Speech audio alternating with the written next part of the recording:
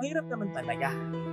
Yung manatiling mabait pa rin asawa, mabait pa rin magulang, mabait pa rin anak, kapatid, kahit na hindi man bait sa iyo yung tao. Doon tayo sinusugo ni Kristo sa misyon na ito. Tandaan po natin, kung i-apply natin sa bawat isa sa atin, go into the world! Huwag mo munang interpret yun na buong mundo. Mahirapan kang i-decipher yun. Yung world mo na dito, yung mundo mo, yung mundo ng pamilya mo, doon ka sinisugo ni Kristo. Kaya ano man ang ginagawa mong paraan, kapatid? It doesn't matter. Parang walang resulta. Kapatid, ang nakikita mo, yung nakikita mo lang. May ginagawa siya.